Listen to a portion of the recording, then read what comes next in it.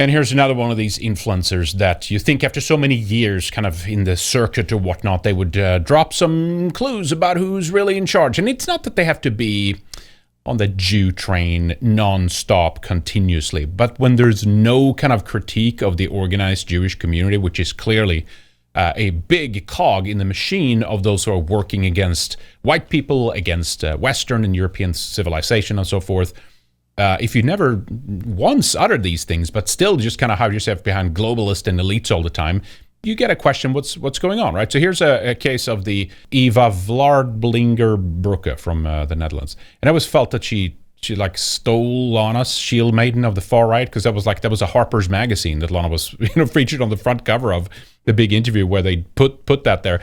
So this one, she always felt like, okay, is there someone else then we can take that don't expose like Zionism and Jews and like that stuff that this girl doesn't. There's a reason why Eva has been invited to like Tucker Carlson's show, for example, but Lana hasn't, right?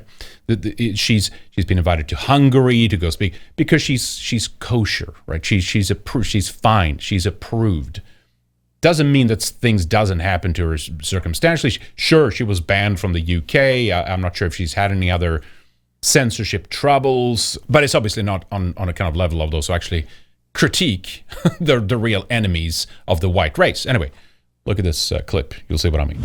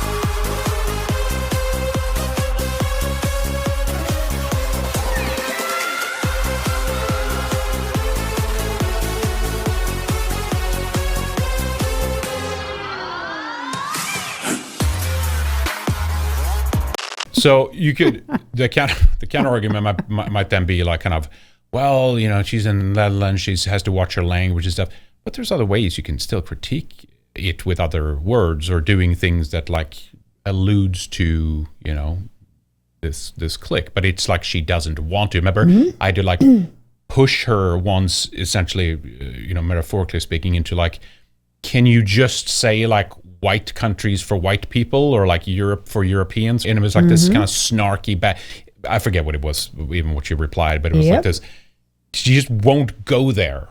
So who is them? I mean, why? So clearly there is a very well-organized, very well-funded effort to eliminate the white population of Europe. I mean, because it is being eliminated and you're not allowed to notice it, you'll be punished. Who is pushing this?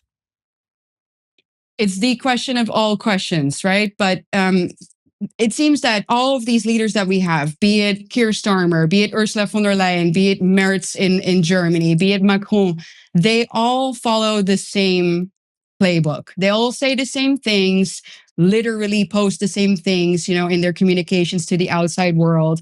They might focus on slightly different subjects here and there, but the agenda is the same everywhere. And it's the erosion, essentially, of our borders, of our nation states, of our heritages. Right. I don't have to tell you or your audience that. We all know it. The question is, who's behind it? Honestly, I don't know. I can't answer that question. But what I can tell you is that the people who are rolling out these agendas are doing it out in the open, in front of our faces, and they keep getting re-elected. So I have made it my mission, at least, to talk about those people and target them specifically, because they are the ones that are in front of us, rolling this out over and over and over again. But it's very difficult to say. And people say, but she knows, which makes it even worse. That's even worse. Okay. Then, yeah. There's a difference when you feel this feeling that it's just like here's a right wing or a conservative influencer, as opposed to someone who's like fighting for their people, for their folk, for their race. You know what I mean? That's a different. You know it. And with her, it's status, it's fame, it's money, it's attention. Yes, that's what it's. So it's a big career opportunity, and it goes in hand with this kind of. I'm happy to see that in European politics, in this case, things are moving more towards the right, more towards nationalism or whatnot. Right? I'm happy to see that.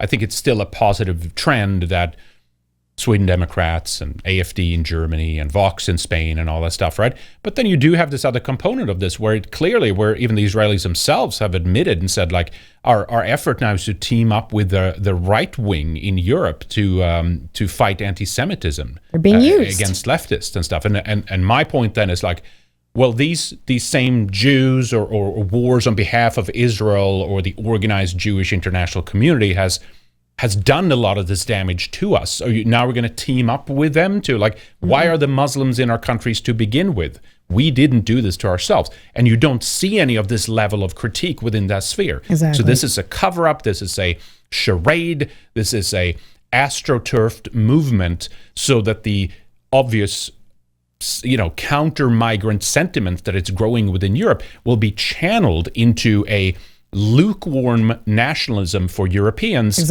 while it's turning hardcore Zionist at the same time. And I'm saying no thanks. I've had enough. Okay? No, it's girls like Laura Towler. Okay, she's our girl. Okay, and she's authentic. She's in it. She's fighting it. She cares for her people. Her husband has been a political prisoner. Like, those are our people. Okay.